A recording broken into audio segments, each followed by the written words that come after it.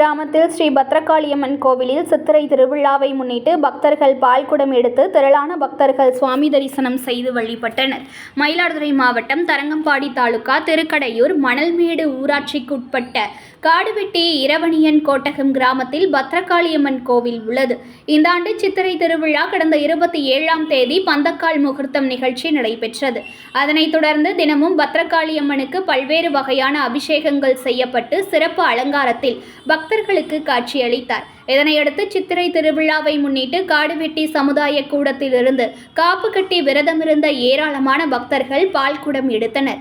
வானவேடிக்கை மேளதாளம் முழங்க Kaduvetti main road வழியாக கோவிலை வந்தடைந்தது.